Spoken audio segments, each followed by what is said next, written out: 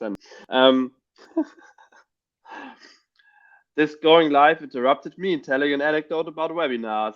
Anyways, welcome people streaming into this room. We'll wait another minute or so before we actually officially start the webinar with the content from Anthony, who's actually reporting live from Australia.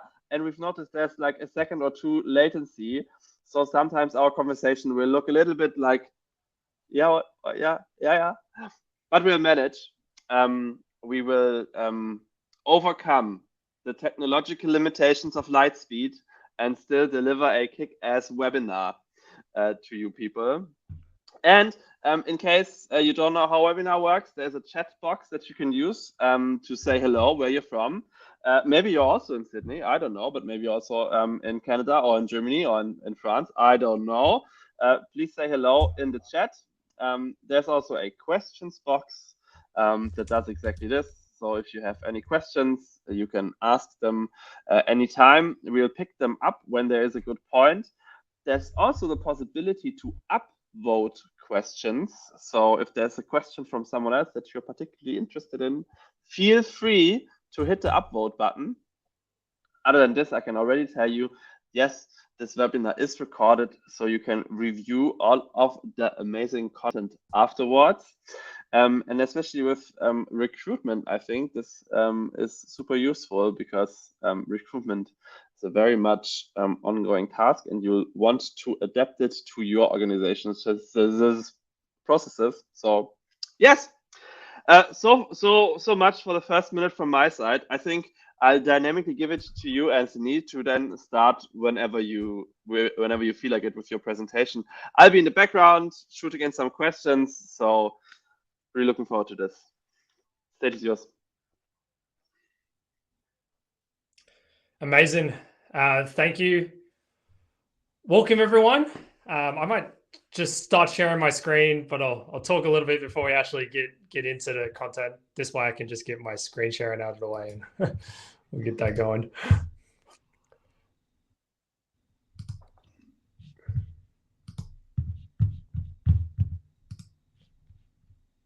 Looks great. Alrighty, great. I won't throw the slide up. I'll throw the slide up. We'll talk to it as I do this. I'm just going to lose you, and then I start talking to the wall, which is always. Although I'm getting used to that, not being able to see faces and just talking to myself in a room, which I think my cats get very stressed about. They're like, "Well, you're talking to yourself." I'll start presenting. Hopefully, you can see the right slides. It says something about the Association of Product awesome, Professionals, and it's pretty. Yeah, good. That's all it needs to have, because this is just placeholder, and we'll get into the content. So I think thanks everyone for coming. Thanks for having me. Thanks Airfocus in particular. So I'm going to talk about building a product management talent plan. In particular, we're going to talk around recruiting and some of the strategies around recruiting and retaining really good talent and even growing talent. So we'll get into some of that. A lot of this work has come out of the Association of Product Professionals, which I am one of the directors and founding members of. And we have put a lot of work into this framework and some of the things and the thinking that has come out of this. I want to say that this hasn't been like, I'm not trying to take credit for this. There's a lot of work that's happened behind the scenes, particularly from people inside our product council. They've done a lot of discovery work and research around this. So I can't thank them enough for doing some of the heavy lifting and pulling some of this together. But I want to take you through that. A little bit about me. So I mentioned I was I'm one of the directors and one of the founding members of the Association of Product Professionals. I'm also a product coach and consultant. So I work with companies all over the world. I do a lot of talks like this. I run a lot of workshops. So being in Australia and doing weird hours, we were talking about it before, it's kind of a new normal for me, but that's the way it is. And I kind of love my job. So I work with companies and help them do product better, really. And I'm also building out an online learning platform called Product Pathways. And that's what that shiny logo is in my background, if you're wondering. But let's get into this and let's get into the content and talk about it. And just like with any good thing, especially from a product point of view, I want to start by framing the problem. So there was a study done by Elmo, which is a HR, a human resources or people management, I should say, company in Australia. And they surveyed 1,500 people and culture professionals across Australia and New Zealand, and they found that the cost to hire a professional was roughly between $10,000 to $35,000. So that's Australian dollars, and that's dependent on seniority. What they were looking at here were factoring things like recruitment fees, job ads, staff time inside recruiting, those types of things. Other studies have even looked at it, and they started to go a bit broader. They started to look at impacts around not just people time inside the recruitment and the job posts and all those mechanical things, but starting to look at onboarding costs. So there's a cost associated with actually bringing the person in and getting them up to speed and getting that break-even mark. And they estimated that to be about 50%, or as up to as much as 50% of a person's salary. There's been further studies, although I couldn't really find any empirical studies around it, but often it's been quoted that a bad hire, when you start to take into account of the more like intangible things like culture impact to the team or the organization, impacts like opportunity cost, missing out on opportunities because we didn't have those people or those key people or those key skill sets. And that can get as high as anything between 2 to 3 times a person's salary, as it's often quoted. So if you think about this from the point of view of hiring someone or even losing someone in your team that was really good and then having to replace them, that's very expensive. And yes, we're going to have a natural churn in the team, but if we're not really managing this effectively and we're always having to recruit and we're making bad recruitment mistakes and we're in this vicious cycle, it can cost the business and it can be costing you upwards of millions of dollars a year. It's actually quite an expensive endeavor. And someone, especially as a coach and consultant, I get to see the inside of many different companies, and there's some pretty common hiring mistakes. And hiring almost looks a bit like this. They see a gap or a need. They often shape that need into a generic role. They tend to turn it into something like a senior product manager or a product lead or a group product manager, or I just need to hire an intermediate product manager. So we tend to shape a need into a role very quickly. That's one of the first habits or processes that I see occur. The next one is we create this big wish list of all the things we hope this person will be able to do and achieve, and they lump it all together. And often what happens here, and I'm sure we've all seen it and experienced it, is that they're looking for a unicorn. They're really searching for this person or this mythical person that doesn't really exist, that is good at everything and has years of experience and worked in your industry and all those types of things. And what ends up happening is we're not really being that deliberate about how we go about trying to hire someone. And when we're searching for those unicorns, we end up not finding the unicorns, and then we end up making those bad or those costly hiring mistakes. We hire someone and then find out later that they're not the right type of product person that we needed, or those skill sets that we needed at the time. And I think this is true for all roles, but in particular for product, I think it's really pertinent. And that's because product management is such a broad profession. If you think about the many skills that we need in order to, for product management, there's so many. And we know that nobody is good at all of these things. There's different flavors of product manager, and people have different strengths in different areas. Some people are kind of down in this bottom right, they're more delivery focused. And there's other people in this top left who are more like early idea validation, strategic, market analysis, those types of skills. And some people are kind of more generalists, but some have strengths in certain areas over others. So when we start to think about trying to hire and even managing our team, we need to think about, well, do we have a good diversity of all these skills in our team? But also when we go about hiring, what shape of product manager are we really looking for? And in order to answer this question, we need to go back to our strategy. So all things start here. So the first step when we think about managing our team, managing the talent in our team, even looking to recruit and hire someone, we need to start with our strategy. And that starts with one, having a strategy and even just understanding it, whether that's explicit or implicit or not, and even just reflecting on it, what skills do I need in order to achieve this strategy?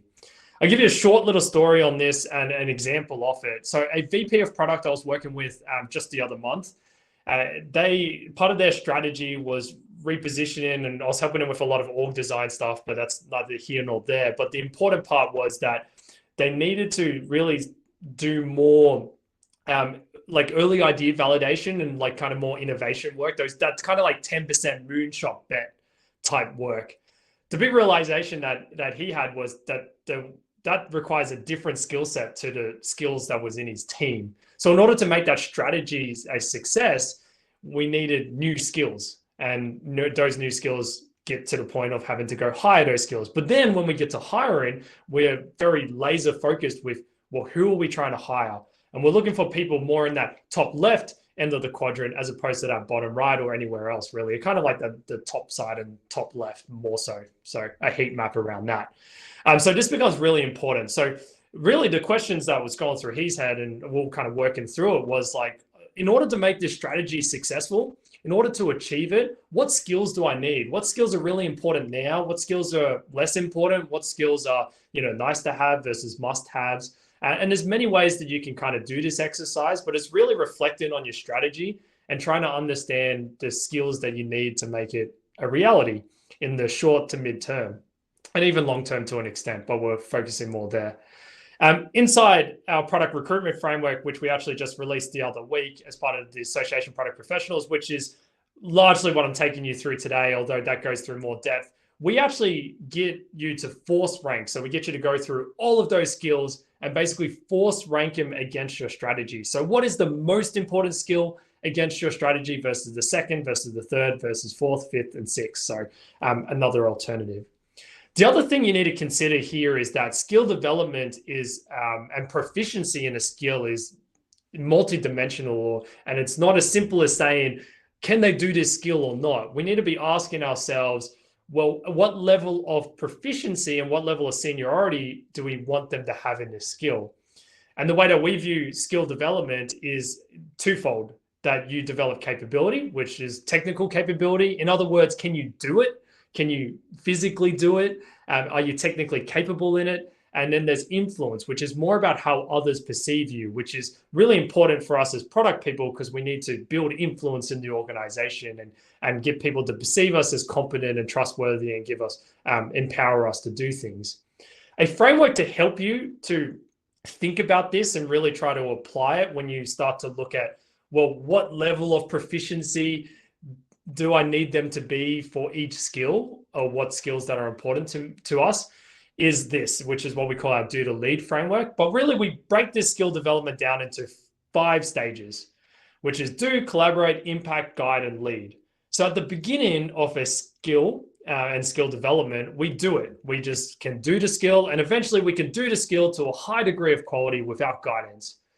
Next step, we start to collaborate with other people. We start to bring people in, we start to get them to engage with our work, and that's a skill in itself as well. The next is we use that to drive meaningful impact in the organization, and then people see that impact, they start to come to us for guidance. They say, wow, that was really interesting. Can you show me how to do that? So that's when we get to guide, and then ultimately we get to lead, where we get formally and have the authority or formally empowered around a skill set. So if you think about what I just showed you around capability and influence, this kind of works across that map. So that's something for you to really think about. So you can start to think about, well, if I need someone to be really good at product roadmaps, if that's a really key skill that is necessary for executing on this strategy, where do I need them to be? Do I need them to be just down a do? Do I just need someone who can build a roadmap? Or do I need someone who can coach others on how to build effective roadmaps, which is up at that guide level?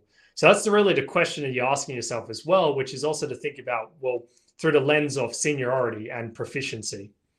So the output of all of this should really be a view of what skills are important in order to execute your strategy, and hopefully to have them in a prioritized order, right? So that's step number 1.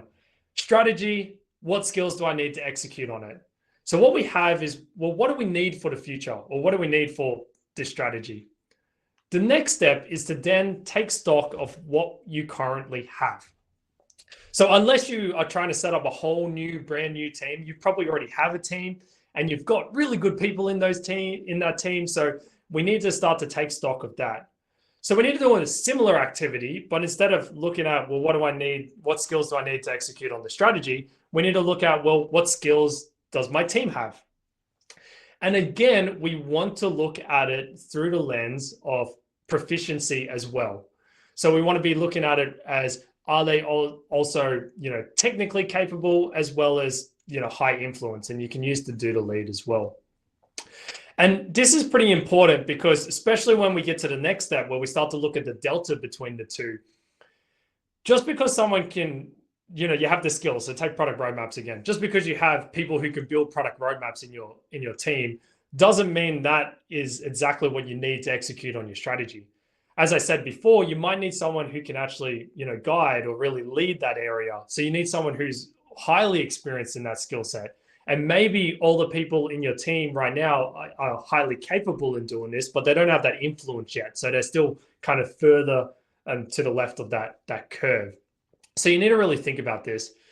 Now, there's many ways you can do this. We have some exercises in the recruitment framework. You can even just kind of do a self-assessment, get your team to self-assess. As part of the association, we have an assessment which is online, so all members have access to it. It gives you detailed results. There's plenty of other tools out there as well, so you can always use any of them. But whether you do this manually or whether you find a tool to help you kind of take stock of your team, you need to really just benchmark your team. Like, what skills do I have? And then at what level of proficiency do I have those skills? And what we end up with at the end of these two steps is really trying to manage these three dimensions. So you'll have information on what you have today. So that's like looking at your team, how proficient are they in certain skills? What am I missing? What do I have abundance of? And then you have, what do I need for tomorrow? So this is like, what are all those skills that I need to execute on my strategy? And really you start to look at, well, what are we trying to optimize for in terms of our strategy? What don't we need to optimize for? Because either we don't need it for our strategy or we got it in abundance in the team, and what gaps do we need to kind of monitor? So this is kind of the dimensions that we start to manage, especially as product leaders, when we start to think about the talent in our team. And to make this all actionable now, we start to drive towards Before the you last start step, with which is step actually 3, I have turning one that thing, into a talent. which is I think you may need to click the window of the presentation because the slides have turned a little bit dark. It seems like there's an overlay or something. Maybe just going into, nope, that didn't have. So, okay, maybe they're not super dark. They're just ever slightly a little bit. Oh, this is incredible. Now they're, oh, okay. This is like a ray of sunshine on these slides. They were pretty before, but now they're amazing. Is that better? It is amazing, yes. I don't know what I did. Don't change anything. It's great. Please do continue. I'll leave it. Yeah. No, that's good. Thanks. Because I don't know what you see. So great. So we got, what do we need for tomorrow? We got, what do we have today? Now let's turn it into a strategy. Let's turn it into a plan. Let's turn it into some action points, right? So what we then do is we map this against a 2x2 matrix. So if you actually force ranked everything, so if you think about what do you need for tomorrow? So if you think about all those skills and the prioritized list of skills that you had for your strategy, that is going to go down the y-axis. So that's just vertical. So if you actually literally forced rank them, you can put them in that rank right here. So the one that was number 1 would go right at the top, the number 2 underneath, and then all the way down that y-axis. Then in order to move them left and right on the x-axis, that's when we start to look at the second dimension, which is what do we have in our team and what don't we have in our team? So the things that we do have in our team, we move towards the left, and then the things that we don't have in our team, we move towards the right. And this is all meant to be relative. It's not meant to be an exact science. But really at the end of it, you end up with a spread of skills all over this matrix in different kind of quadrants.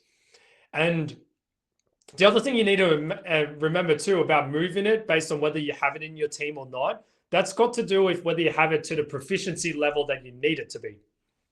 So you might have things that are on the right that you do have in your team, but you just don't have them at that level of proficiency that you actually need or require in order to execute your strategy. So that's an important lens to kind of put on all of this. And what we end up with is skills mapped across these 2x2 matrix. Hopefully we've got a decent spread and we're not like really heavy in, acquire or something like that. And then we end up with these 4 quadrants, and I'll kind of step through each of these quadrants now. So the first quadrant is cross-train. So this is your top left one. This is the skills that you have in your team and you need it for your strategy. So these are skills that you reported as being really high inside your team. So you have it, you got an abundance of it, or at least you got it to the level of proficiency that you needed to, and you highlighted them as very important things in order to forward your strategy. Now, the things that are in this quadrant, if you were trying to recruit new team members, you could deprioritize these skills as part of your recruitment activities because you have it in your team. But because these are so important for your strategy, that's why they are cross-trained.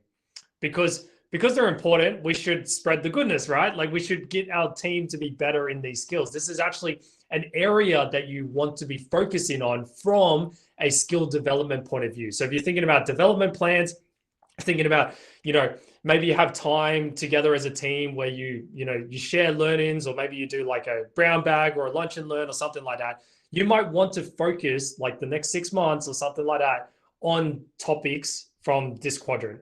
So you're basically aligning those, education sessions to your strategy and making sure that the two things work together, right? That the skills that the teams are learning is actually helping you execute on your strategy.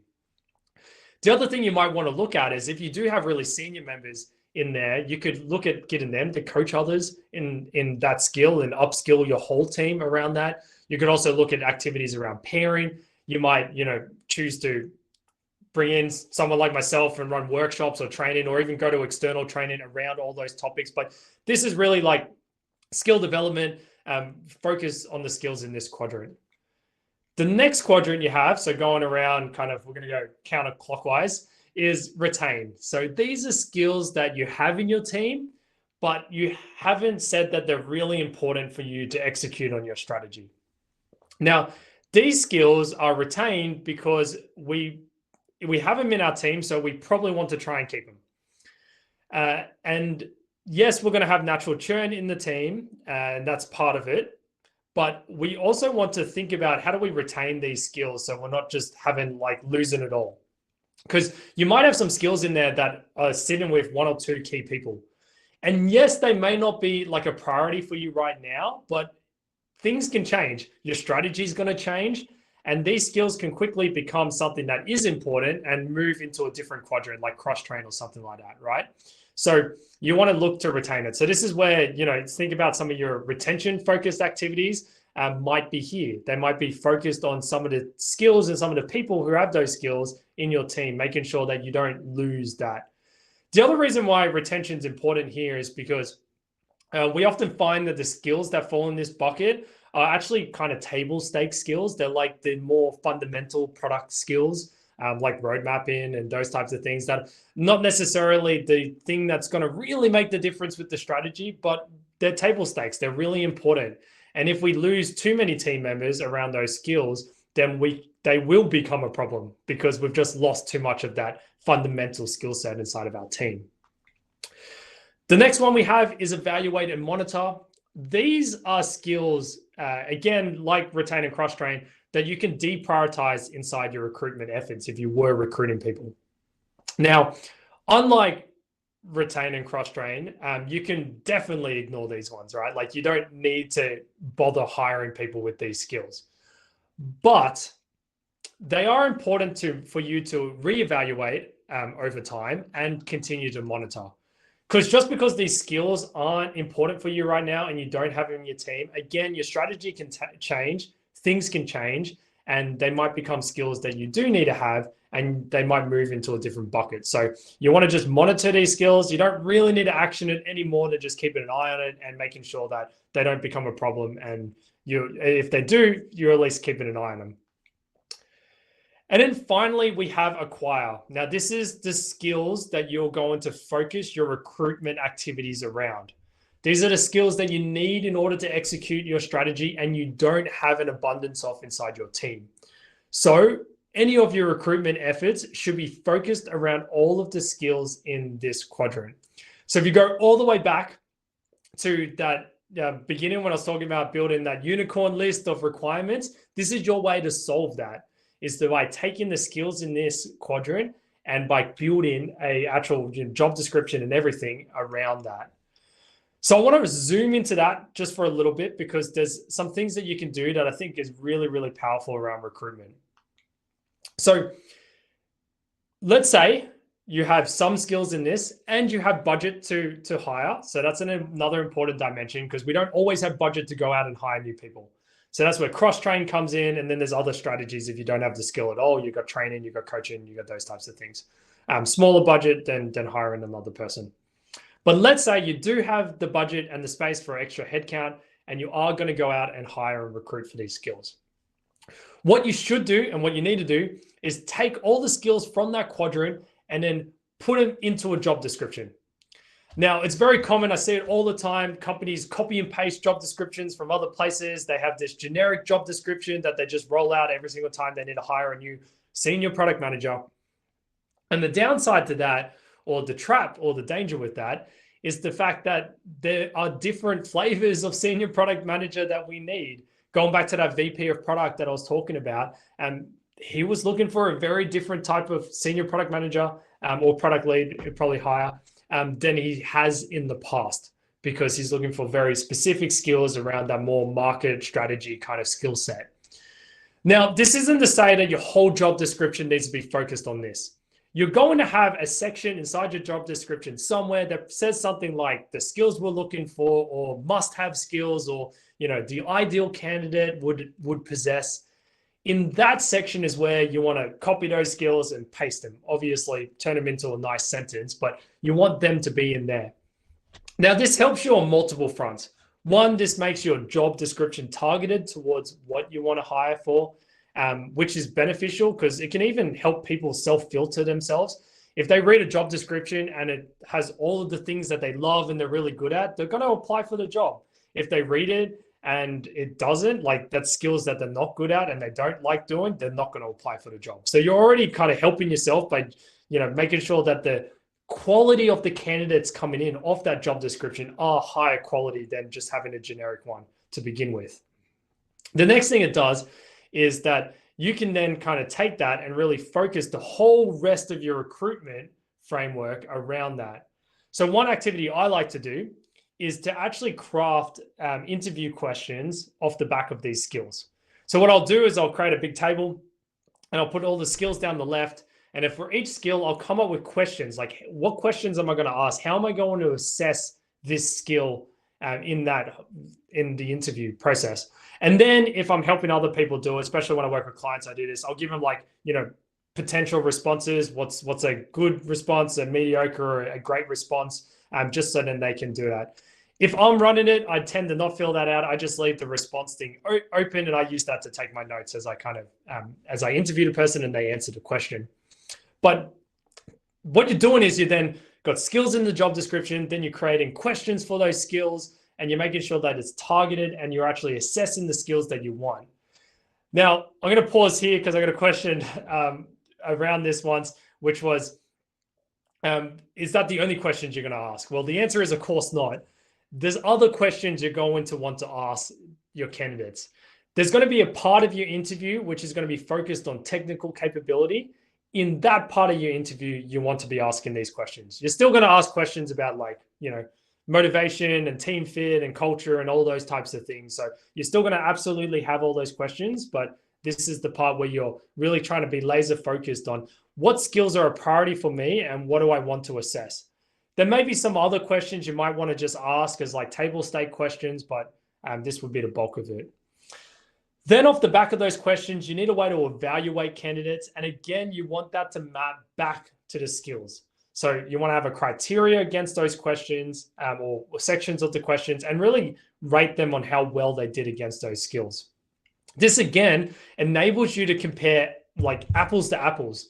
Too often I see just unstructured recruitment and interview processes inside companies where they're asking candidates different questions. And then when it comes to review time, they're like, oh, this person was really strong in this space. And then you ask the question, well, that's because you asked them a question around that. Did you ask the same question of the other candidate? Oh, no, we only talked about this. Well, Okay, well then how can you assess that that person isn't also really good at that, if not maybe better at that skill area that you're talking about? And because we didn't ask the same questions, we can't compare apples to apples. So this is what we're trying to do here is create a more even or equitable playing field to assess candidates against each other's. Again, you're going to have a whole bunch of other things in there. You're going to have like cultural fit or other criteria that you want to assess them against, and absolutely still have that criteria, but have a criteria in there that is around the skills. So what this is really trying to do is make it very deliberate, right? So when it comes to managing your team and thinking about how am I going to recruit and who am I going to recruit and what skills am I looking for, we're just creating more structure and rigor around it, and not just leaving it to chance and kind of winging it is really what starts to happen. So I talked a little bit. In summary, run through it and keen to get to questions. It all starts with your strategy. So go back to your strategy, review it, reflect on it.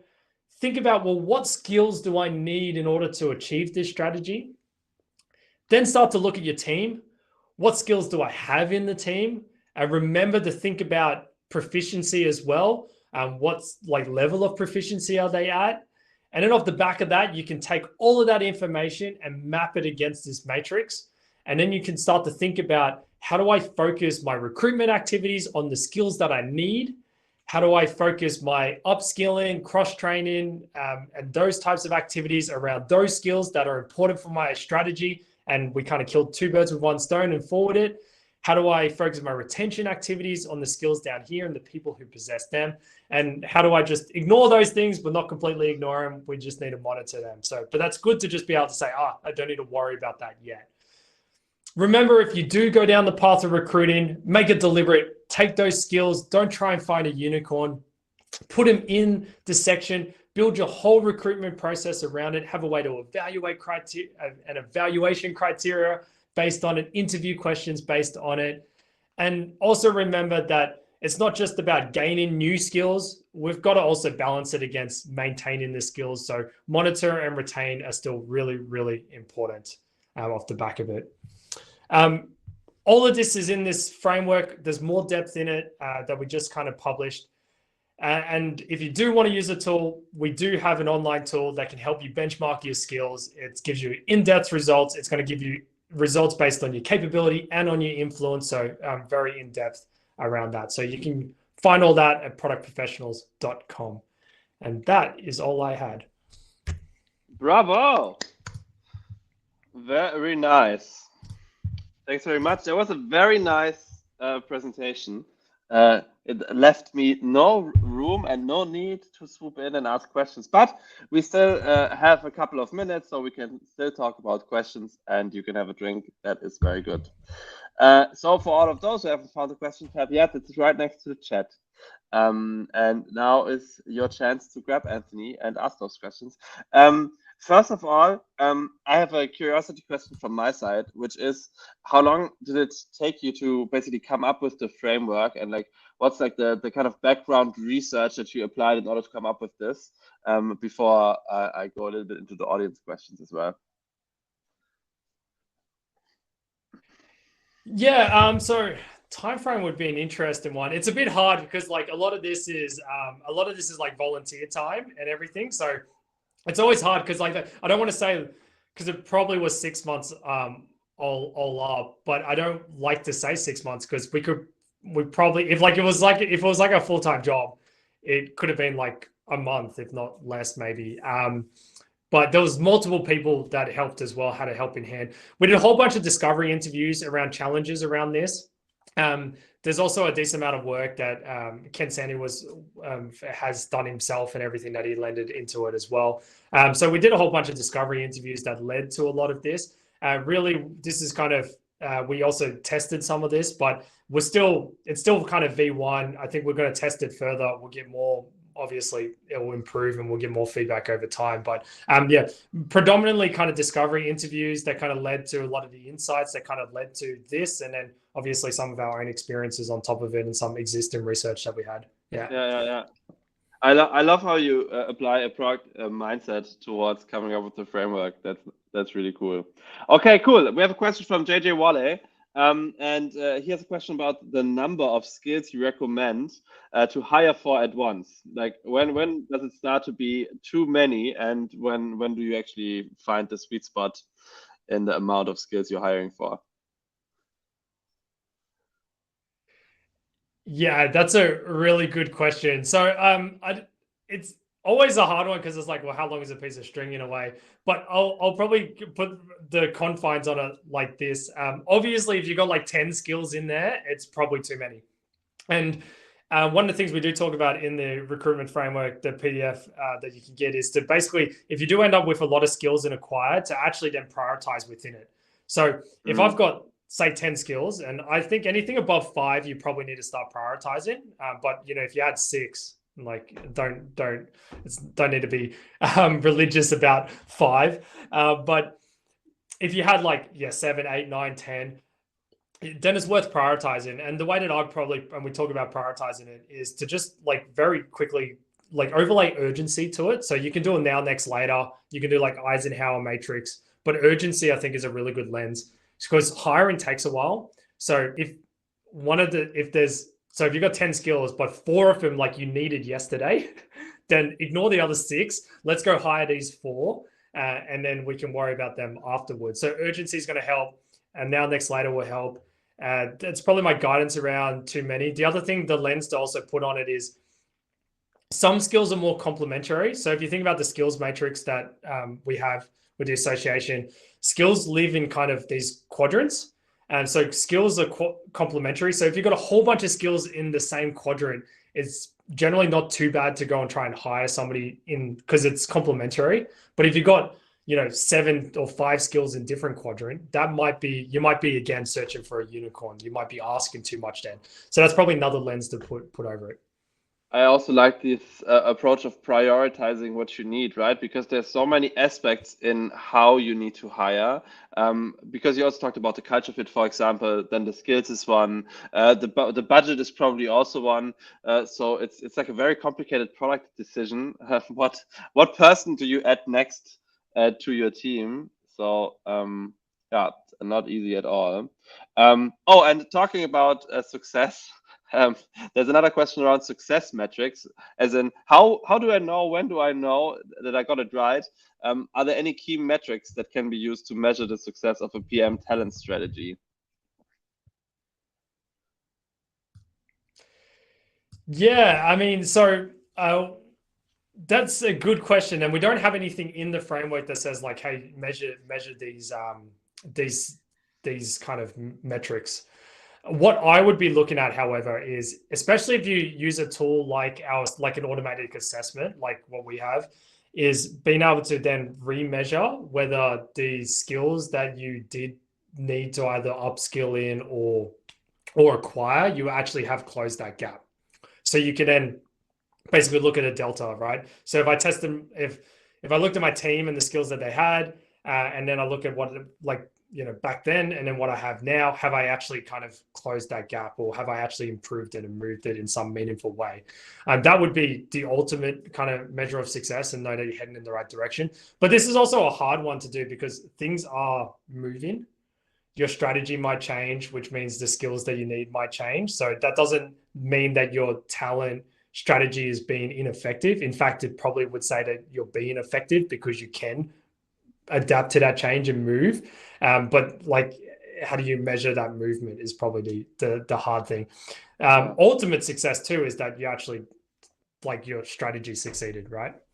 Yeah. There's a question that connects right to this one from Lisa, which is if you can maybe clarify how long in days, month you need to be dedicated to each block of the talent plan strategy, and also like how often can you loop this process when your results are not coming in, basically. Yeah, so another one that's really contextual, I think, to answer. So you really want to be thinking about all of those quadrants at the same time. So you don't want to like, let's just focus on acquire and then move to the next one and move to the next one. You want to be trying to do them in parallel. So whilst I'm trying to hire new skills, go acquire new talent, I want to also retain the talent that I have today, and I also want to grow the talent that I have today. And then I also want to monitor those gaps that aren't important right now, but might be important in the future. That last one is probably the one that you can probably do the least frequently. Like if you just remonitored those gaps once a quarter, that might be okay for you. But again, this is very contextual because it depends on your space and your environment. So I'll give you some examples. Some of the more larger enterprise clients that I have, they are much more stable in a way because they're a larger company, although it depends on their industry. But they tend to be more stable. So reviewing things or going redoing this like once a quarter or even twice a year or something is not bad for them. And then the more startup clients that I have, smaller companies, they are looking at this sometimes every month because it's like everything's moving. The economy's shifting, the market's shifting. Chat GPT came out of nowhere. Like, what do we do about that? We need to do an AI thing. Like it's moving. So it becomes hard. So I think I'd be looking at your context. I'll be thinking about how often does your strategy change? Because that's really the thing that's going to bind it and link it. So if you can map it to your strategy kind of cycles, that works well. And then even just think about the rate of change in your organization. And when I say rate of change, that includes the work, but also includes the people. If you've got high churn, again, you will need to do this more frequently. So Yeah. Cool. Talking about interconnectedness, there's another question from Angie, which is about the relationship between general competencies that you have as a product manager and the more specific PM skills. How do these general competencies and the very specific skills interrelate? Also, probably when you're hiring. But that's my addition to the question. Nah, doesn't matter. Yeah. So, sorry, just reading it again to capture it as well. So, yeah. So, I mean, the general ones, like the table stake ones. I mean, so it depends on I wouldn't say that there's too much of a key, like a relationship between them, besides the fact that you need your table stake skills. So general skills are important in order to just maintain the status quo and be like a decent product manager. And then your key skills are the ones that are generally going to be pertinent in order to drive your strategy or drive some strategic initiative.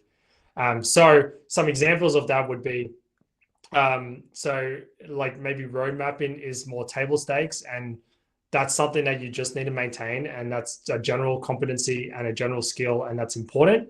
But then you might have something around like pricing, right? As an example, because you might be trying to do something strategically around reviewing your pricing, or just as an example. Now, there's not necessarily a relationship between it, besides the fact that if you hired somebody who was really good at pricing but couldn't do something basic like road mapping, you might still have a problem because they don't have a roadmap. They can't like explain it. Yeah, nobody knows what's going on. So yeah, that's probably the main thing. They don't really depend on each other, besides the fact that you need that foundation. It's probably the best way to describe it. It's like building a structure. You need like a foundation first. Yeah, that makes a lot of sense actually. And then I guess you also have to decide in your company, what do you consider the more foundational ones that are super duper important to you, and which ones are you considering the on top ones? So it also depends probably on the product's context, because sometimes you probably need some very highly functional skills and sometimes it's a more generalist role. Talking about different kinds of roles, there's a question from Claudia. In your framework, do you have expected skills for different PM levels? How do you balance the need for higher level skills, but don't have the budget for a senior level, when you don't have a budget for a senior level position? That's a huge challenge. Talent and the cost for talent is a huge challenge as well. And I definitely see this with the more smaller company clients that I have. Unfortunately, I've helped them implement a lot of this stuff, and even you get to the end and the candidate's amazing candidate, you're giving them an offer, and then they're just getting an offer for a significant, larger amount of money at some other, FANG company or something like that. It's generally what happens, and that's unfortunate, and that's real scenarios. And it's just like the nature of the beast, because you don't have the budget. I think the things that I'll say about this is the way that we look at skill proficiency and the product management domain and the capabilities that you need is that we kind of need all these skills, and there's obviously we're going to have strengths and weaknesses in certain areas, but it's not like there's skills that are needed for a more strategic position over a more junior position. It's more about where are you in that proficiency curve. So I'll give a very typical example that always comes up. They're like, well, strategy is for more senior folk. Well, not necessarily, right? So like if we think about the proficiency curve, we think about do all the way to lead. I would still expect junior people to have a very a fundamental understanding around strategy. I would hope that they can do some strategy, maybe with guidance, maybe with help, but they're right at the beginning of that proficiency curve.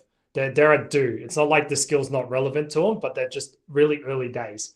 I don't expect them to actually be able to go and collaborate with stakeholders around strategy, as an example. I don't expect them to run a strategy workshop, but I expect them to understand it and actually be able to do something around that, maybe with guidance and help.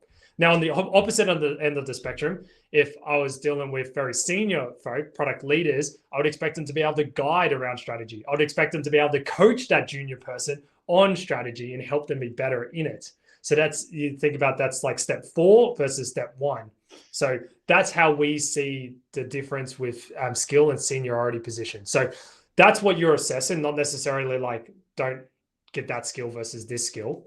Now, how do I balance budget against senior positions? I think that's really difficult. It's probably, and I don't always have, like, I don't really think I have an answer for it. And because I've been in this situation with clients, like I said, and that's a real scenario, and we just don't have the budget for it. I think you try and take what you can get, understand the gap that you have, and then try and put a plan together in order to try and bridge that gap. So sometimes there's other cheaper ways to get plans. And this is where sometimes my job comes in as a coaching consultant. Sometimes I spend time with those people and try and work with that gap. Or sometimes you might try and, even as a product leader, you might try and free up some of your time. So delegate some stuff so you can free up some of your time so you can then spend the time with that person and again, bridge that gap. So if you don't have the budget, you don't have the budget. Just understand what's missing and then have some type of mitigation to work around that, or work with it, I should say, or improve it. Yeah, and sometimes that mitigation strategy is simply replacing money with time and then giving the people a little bit of learning space and doing a little, like a smaller investment and develop them, even though that's oftentimes difficult. Yeah, interesting. There is one more around skills assessment. Where was it? Here, from Eric. It is about tips in validating the candidates if they meet the skills needed. And actually, I'm going to read the question. Interview tips to validate that the candidate meets the skills needed. Outcome to help build confidence as the hiring manager assessing their capability. I was trying to paraphrase the question into a question, but I now just read it out. But anyways, I hope you get it. It's also there on the questions box to reread. Yeah, I'm going to answer the question. One last thing on the previous question that I thought about as we kind of moved on is budget-wise as well. That can be a constraint that could lead you to change your strategy. That could lead you to no longer need to hire that person. So that's also a big reflection point to have there as well. Or even go back to whoever controls the budget. Sometimes you got no choice. It's like funding or the company's budget. But so that's also an option, right? Like change our strategy and then we don't need that skill and then we don't need that seniority level and then we're okay. But talking about this, interview tips to validate skills. If you like, a lot of it comes down to how do you want to assess those skills. I think there's a really you can still assess skills outside of like trying to do case studies and stuff is what I was really thinking about and trying to say. The ways that, I guess the tips that I probably have around this is to get them to really give examples and really dive into like and walk you through examples with where they've done it before. So I think that's a really good way to unearth whether they've just read it or can regurgitate it. Because, you know, some people can talk really well in interviews and then they're not actually that great outside of the interview. So trying to get really concrete examples is a great tool in your toolkit to do that. So that's definitely one tip that I've used before, and I think it's a really good tip in general. The other one is that you can always like actually kind of, whether you want to do a case study or a role play inside an interview, you can actually kind of put them on the, like put them into the scenario and actually see how they handle it and how they actually handle that skill. I've done both like case studies and even kind of doing like role play type things, or even case studies inside interviews process to really just see how they think and get them to walk through, and you can kind of dissect it and talk and ask questions about it. It's a great way to kind of unearth and even get an insight into how they think and how they work. Another great way to kind of give you some more confidence. Like I gave them this challenge and they actually approached it in a very logical way. And I could see that how they've, you know, if you have the repetitions, you're going to approach it in a logical way because that's how you've worked for all that time, and that's how you approach problems. So you can kind of see it immediately. So that's probably the other tip that I've used the most. But probably on top of that, I'm not like by no means am I like a interview specialist. I don't. It's not my specialty. So yeah, I think there's probably heaps more tips out there, but yeah, you probably need to ask somebody much smarter than me.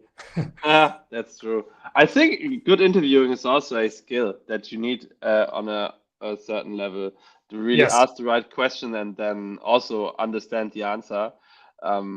Yeah, yeah, it's something also to practice. Okay, last one for today, because then we're going to be running out of time, which is about retention.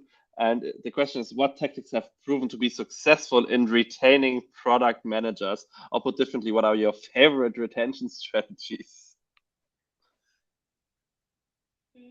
Yeah, so yeah, great question. That's actually a really good question. We talk a little bit about some of the retention strategies with the recruitment framework, but some of the ones that I personally love and have the most success with is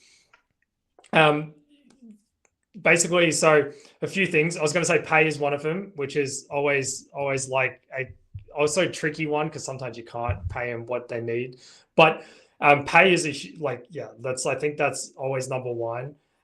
If you can increase people's pay, if you can, obviously if they are really good, they're always going to get job offers from other places, even if they're not like actively looking. Like that just happens. Like that's why recruiters get paid money to go try and poach people. So obviously if you can try and match those things, it makes those things less enticing for them. But I also think on top of that, just pay is always just very fundamental. As much as we like to say, like, purpose over pay and stuff, I like, my experience hasn't shown like that is true. It is true, but pay like is still, people have mortgages, families, etc., etc. Yeah, much more than your place. So pay is really important. But the other one is is actually growing them. So I always go back to, so anything around employee engagement. I personally, the framework that I use the most is actually from the book Drive by Dan Pink. So if you think about what motivates people is autonomy, mastery, and purpose, right? So I then start to think about those three things. So I was going to start talking about mastery next is what I was going to do. And I just thought I'd give you that framework. So mastery next, which is like, are they growing? Am I helping them grow? Do they feel like they're progressing in the organization? Now that could be through formal promotions or not necessarily, right? If they do feel like that they're growing, they're becoming better, they're upskilling and they're actually getting value out of the organization and they're growing as a person and as a product person, then great, right? That's a huge part. And that's part of your job too as a product leader around like actually coaching them and making sure that like you're having those conversations about like, where do you want to go next? What do you want to learn next? All those types of things, and actually help them with it. And actually you give them the support to actually go and do that. Obviously autonomies are a big one. So nobody likes being micromanaged and bad managers and those types of things. And I think there's there's a huge part about having an open, honest conversation about it with your people. And you should be doing this in general to everyone. And even if you're not a manager, you should be trying to have these conversations with your manager, which is like expectations. So being able to give each other's feedback and being able to say like, that doesn't work for me, or my style doesn't work like that, or what do you expect from me? So I have clarity on that. And then obviously purpose, being able to give them something that they can hopefully feel like they're contributing to the organization. They feel like they're contributing and what they do matters. And then just one last thing on all of that is, because I thought about it as I was saying, them growing and stuff, is clarity is also huge. There was this really interesting research around they actually were saying that the number one cause of stress inside organizations for employees was a lack of clarity. And actually the one when they started breaking down lack of clarity, a lack of clarity around their role was actually number one. And something that I've helped a lot of product leaders and companies do is implement things like competency frameworks and career frameworks. And it's amazing how many companies don't have that. And if you think about the number one cause of stress being that I don't have role clarity, well, let's give them role clarity, right? Like, so one of the best things you can do for just in general as a product leader is actually give everyone clarity on what their roles are, what's expected of them, and how do they grow their careers. So you're here, here's the competencies. If you want to get to here, this is what you need to do.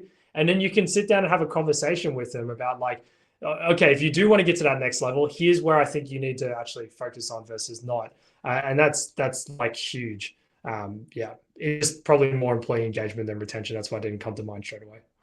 That is great insight. I love the book, by the way, and I think like going by this framework is a very good idea. Like, anyways, like if your goal is retention, obviously, but also generally to develop your people towards the directions is great. Anthony, this has been a blast, especially your 25-minute question answer marathon. Very, very insightful. Thanks so much. Everybody, the show is now over. You might leave. You can probably find Anthony on your most beloved B2B social network on LinkedIn, I'm assuming. So you might hit him up there. Other than this, feel free to send a recording to all your friends and family. Yeah, thanks so much, Anthony, and hope to see you around again with even more interesting content. Yeah, pleasure. Thanks for having me. Thanks, everyone. Yeah, do find me on LinkedIn. Feel free to connect, message me. I always try and get back to people. Might take me a couple of days, but I do try. Cool. Thanks. Bye-bye.